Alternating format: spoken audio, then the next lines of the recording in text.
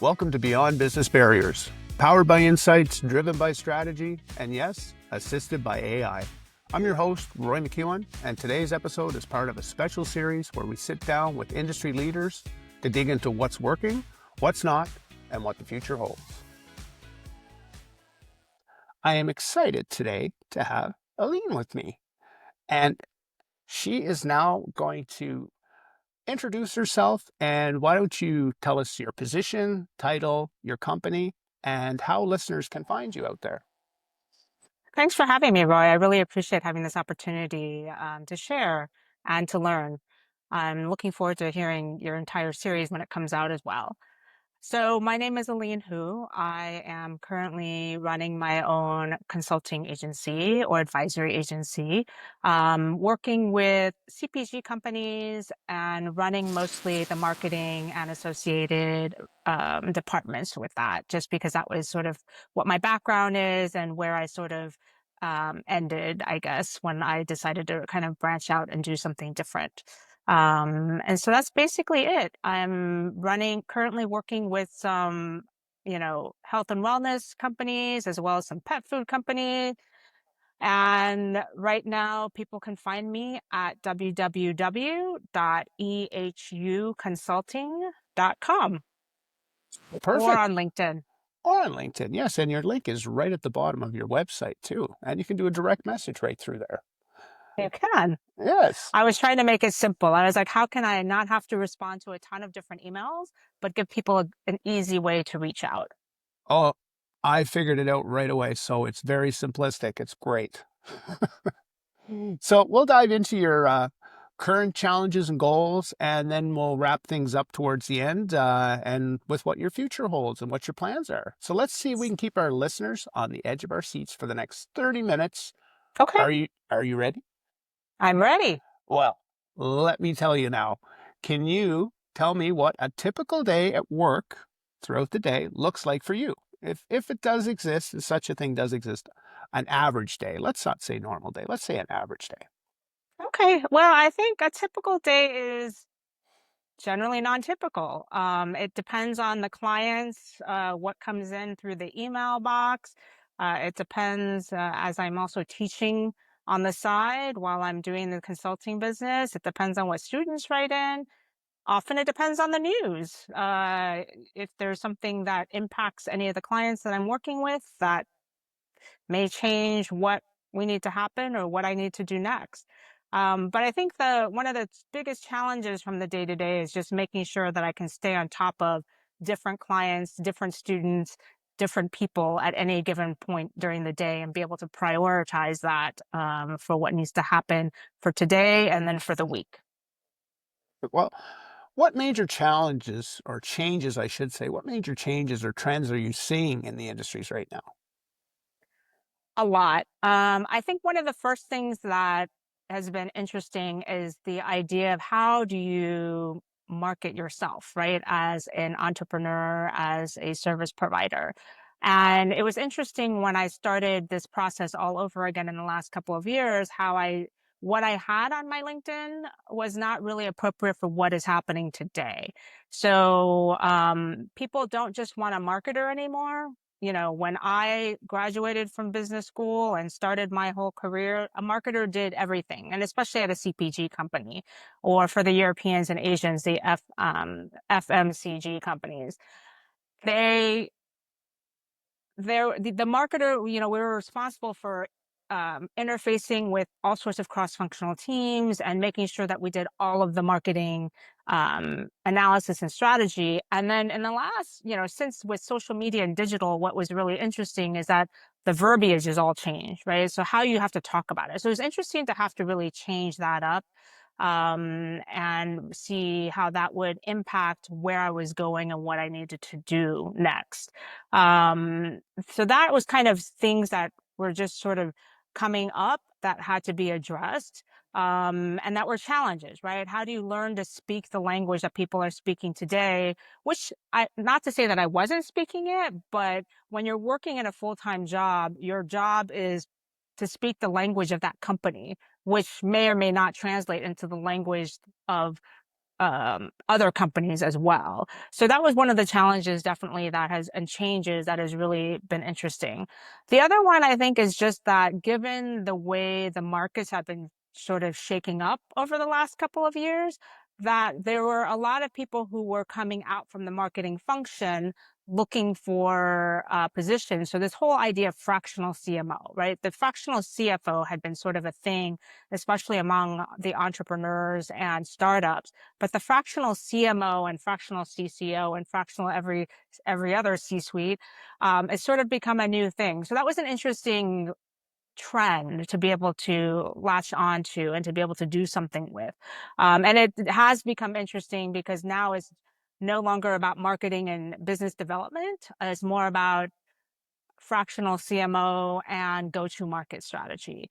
So that's been really interesting. And it's been interesting because my background is not, I'm more of from a finance standpoint, more of an operations person, or they would put me in that sort of slot. So it's been interesting to kind of come into this go-to-market strategy from that operations side versus coming in from the business strategy side of people working at McKinsey or Deloitte or any of the other big consulting firms. So that's been another interesting trend and change that has been kind of a challenge. And with that, I think at the fractional CMO, fractional CEO, fractional C-suite position, I think we all, when we get to this level, are at an age where those types of jobs or the C-suite level jobs are fewer, and yet many of us are going after them, right? So it's been interesting to kind of see how that's come to fruition given all the reorganizations that have been happening amongst many companies, whether it's an agency, whether it's a CPG company, whether it's financial, whether it's tech. And to see how that's sort of been a rolling layoffs have been happening since for the last 2 to 3 years, which has been, I think, also a challenge and a trend to then be able to sort of figure out how do you stand out? What do you do differently in order to have people hire you onto their work? How are you a specialist or not a specialist? Previously I was saying we used to be all marketers. Now you need to be everyone's looking for just a digital specialist. And if not just a digital specialist, an SEO specialist, a social media specialist, some other specialist. And I can do all of those things, but once you get to a certain level, the value you bring to the table is not being able to do all of those because you could find someone much younger and much cheaper to do them. But how do they all fit together, right? Which is that a holistic integrated marketing piece that seems to get lost a little bit. So those, I think, are a few of the challenges when I'm talking to people about what do they need? How can we bring the value back to their business? How can we help pivot to make sure they're successful? That are interesting conversations to have. Well, I'm intrigued now. You were talking about the transition of switching over. Now, uh, when you, how long ago did you switch over? Did you when you did that transference? When you came back into it? I think really more about 2 to 3 years ago at this point. Now, here's a question. Now, the metrics or KPIs then versus now are are there any more focus on certain things than others? Have you noticed a change in that? In terms of finding business, or Yeah, yeah, in terms of finding business. I think it's so hard to say. I think there's many different ways I think people can go about it, right? And you can do it more quantitatively, right? There are some people I've talked to who are very much like, it's all about the number of people you talk to. Like it's all about the numbers game, which I get and I agree to some extent. But my personality is such that I get really stressed out when it's a numbers game. And that's not really how I work well. And so I think one of the things so I'm the type of person that I like to build up the relationships and try to be able to, understand who I'm, going to be spending a lot of time with in the next few months. Even with job search, I would say, I've had this conversation with many people where the job interview process is really kind of like going on a couple of dates and then we're going to work together and it's going to be amazing, right? But we all know that that doesn't always happen and that, to really find someone who's a good fit for the team, who's a good fit for the company, it takes a little bit of time, right? And so for me, I think when you're at the level of doing more strategic thinking, it's not just about what you're doing, right? It's about what you deliver and can bring together. It's about a lot of the qualitative versus the quantitative. So going back to your metrics question, how do you measure that? I think it's a little bit harder. So one of the things I've been thankful for and that I think has really helped me with that, because as a relationship person, I feel much more comfortable going to people I know or sort of know and having conversations and maybe doing something that can help them that will then help me later, or having that sort of relationship. So being an adjunct instructor has helped a lot with that, right? It's given me sort of for my personality, a little bit of an excuse to go out to people and say, hey, I'm doing this. I'm looking for projects for my students to do. I think it's really important that they have real world projects that they work on and that they're responsible for something, and that it's not just, oh, I'm going to make this up and then I'm just going to decide to do this without any sort of real world ramifications. And so that has helped with my networking, right? Like in going out and talking to people or just even putting the offer out, right? The number of people who come back, because of course everyone wants something free, right? If they can get free Oh, help, yeah, they'll take absolutely. it. That's the perfect price. Yes. Right? Exactly. But remember, So you it's get what you pay for. well, unless it's really good, great students from a great school. And there you go. That's right. And that'll build on itself through reputation, and that's how your networking will continue to grow in that aspect, you know. Exactly. And that's something I feel much more comfortable with, right? I'm not great at cold calling. Like I can do it, I will do it if I need to, but this has been an easy way to do more warm calling, right? Put out the offer, I need some projects, see who comes back, have some conversation. And and for those who do get selected as projects, the thing that's sort of been beneficial and toward again in terms of building that relationship is that, we're running basically mini agencies within my classroom. So, I'm like the leader of the mini agency, the students are doing the work, but then it's a couple of months, right, where I can build a relationship with the person who owns the project and really show them what the students can do, which is great if they need an intern, and also show them what I can bring to the table in terms of like running a team and what I can, how we bring value for them and what they're trying to do in terms of building their business. So this sort of what I've been calling a freemium model, if you will, for my consulting business has really been helpful in terms of reaching out to people, having people come in, really giving the students a win in terms of building out their network, reaching into my network, and then having now further conversations about like, you thought that was great, great. Like, what else do you have in the pipeline? What else are you working on? Do you have a startup? Do you know other people? Right? It's easier for them to also give other people a referral for me because we've had this time to work together rather than just sort of being like, yeah, I haven't worked with this person before, but they seem okay. Exactly. Well, that's a great dynamic you've created. I like that. That's Yeah, so I'm not sure, like going back to your metrics question, how you measure that, but I guess I'm sort of taking a little bit of a slow burn way of trying to get to building the business, right? For me, the overall business metric is to try to gain another project or two to balance out what I'm working on now, maybe allow me some flexibility to not work with clients that I don't really enjoy working with, or where they could use somebody else, or they're better off using somebody else because it's a better fit or it's a better, whether it's skills or personality or whatever it is. It's doing something like that. So do I wish it would have happened faster? Of course, but it's happening and I'm, thankful that, things are going the way it is. oh, it's all part of learning too, though. I mean, that's the curve. Now, speaking of a curve, I'm Mhm. not throwing you a curve. I just want you to answer this honestly. How do you stay ahead of the curve without chasing every new trend that comes along? I I had this listen. thought today. Yeah. Yeah, I listen. I try to do it by listening and reading a lot and talking to people, like having conversations with you and people who come across my way. I just think there's always something to be learned from other people. And frankly, for me personally, I love hearing other people's stories. And so if I can learn something from their story, even if it's not um, directly relevant today, it might be relevant tomorrow. It might be relevant like, at some other point. I'm happy to do that. But I teach that to my students too. I'm like, you cannot go into a conversation and feeling really confident if you don't have context. And that you can only get that context by talking to other people, by reading a wide variety of content, news sources, right? Not just reading, um, the New York Times or the Wall Street Journal, but trying to branch beyond that to kind of understand what different viewpoints look like. And to kind of just, even if it's just the headlines, right? Looking at what's happening and seeing how that might impact what you're doing and what the next steps are.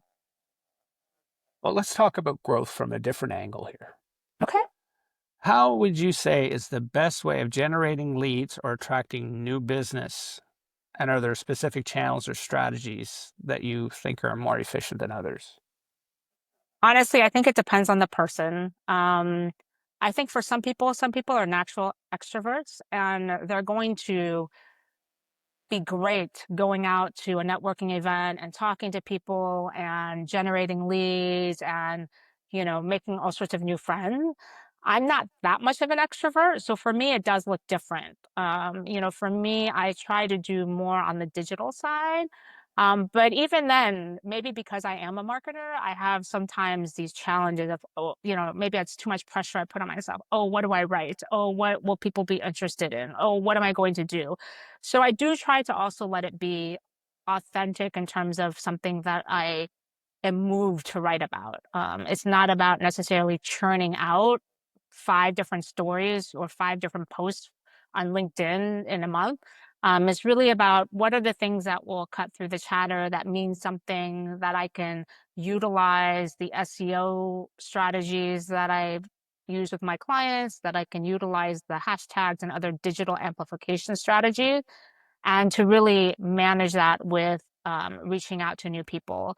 I do now also try to do smaller networking events. So, as a graduate of Wharton, they have a program called the Wharton Circles, where they bring small groups of people together to have conversations about topics that they want support on, whether it could be personal, it could be professional. And that's been super helpful too, in the sense that I don't mind networking with those people in a smaller setting. But again, I think I'm a relationship person. I like to get to know people. I like to know how I can help them. And then once I'm ready to do that, then I can ask how, they can help me. And I've gotten some really good ideas from that, which has been fantastic. So I'm trying to do, a couple of specific small groups, networking groups, where it can be like 3 months, 6 months, and we can either figure out if we have something in common and not in common, and it's okay, and to kind of move from there and kind of grow my network differently there. I also appreciate like the networking to get business leads. I've been utilizing my students. A number of my students are from international countries. They have families who run businesses and might need help. So I think those are the things about, oh, it might not come in handy today, but it might be sometime in a year or two, right? Where it's like, oh, I know they run this business. Like if they need help with something, if they need to enter in something, enter the US, go to market, how can I help them? How can I, and if we already have a good relationship and they're reaching out to me every once in a while anyway, it's nice to be able to just catch up, right? Oh, what are you doing? How is how's your family business doing? What help do you need? Can I offer it? Can somebody else offer it? How can I make it better for you or help solve a problem? Now I have a question you were talking about, and we know um, the ability to communicate with and when you first started marketing, copy. I mean, it was so important how you actually expressed yourself and what you were doing. Do you find that ChatGPT is being utilized properly now? Do you see people being able to utilize that for communication? Do you see it helps or if it doesn't help? I think it can help. I definitely think it has the potential to help. I think people need to realize that it's not just about taking everything verbatim from ChatGPT and using it. ChatGPT is a great way to draft something, to start something, to help you ideate. It's a great assistant, is what I tell other people and how I use it. But you have to put your own stamp on it. I have a number of students from an online course that I also work with where they literally copy and paste on it, and you can tell it's ChatGPT because it says, If you were to talk to three different people, they might say, right? And you're like, okay, so you didn't really talk to three different people like the No. assignment told you you're supposed to do, right?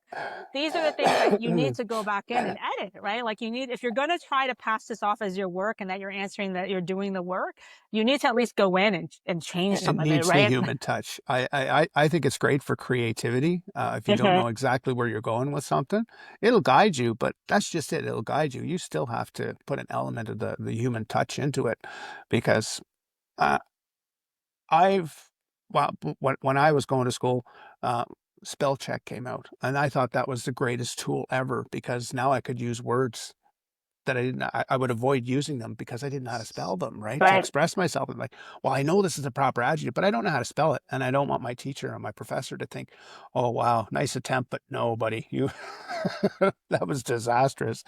But I've been working with ChatGPT on a creative standpoint now, and it is so it's so big now. Like there's so much that you can go to, not just for the copy aspect of it, but everything creating, creativity, artistic, and but I'm just wondering from a teacher standpoint, um do you encourage it would you encourage it at a certain level to for the student to achieve a higher level, or would you rather have them at the lower level and create take a longer time for them to create their own means of expression?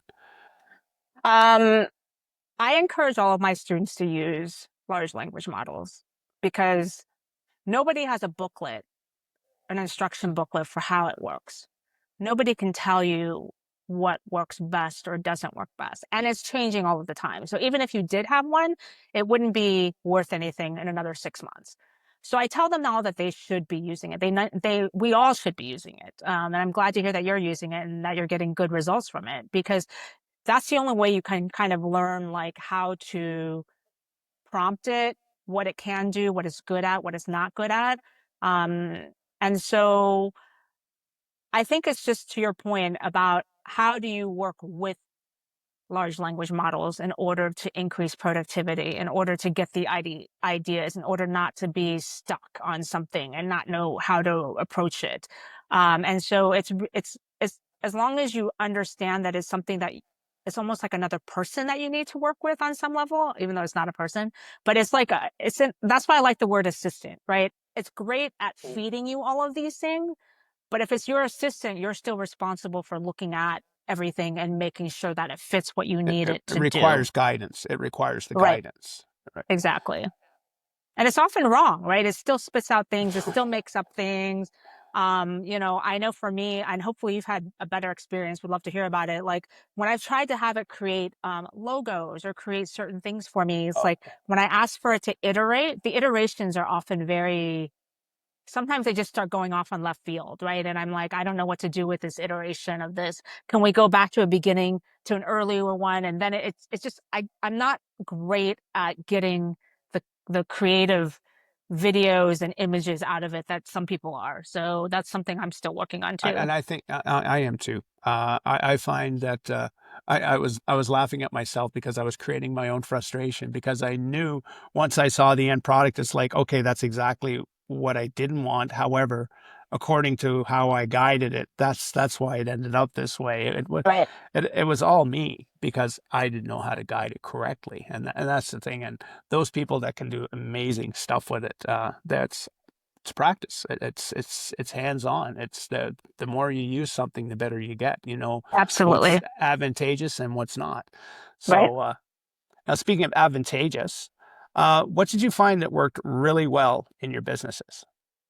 What did you have the best thing that was going for you? What was your go-to? Uh, in terms of the work that I'm doing for clients, Yeah, or the work you do for clients. I mean, I think it's just for me, I think I have a broad enough experience that I can bring them what they need.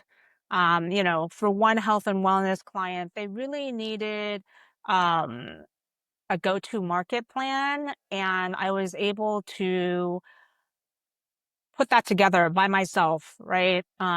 Could it have been better? Sure. If I had more time and I had more resources, of course.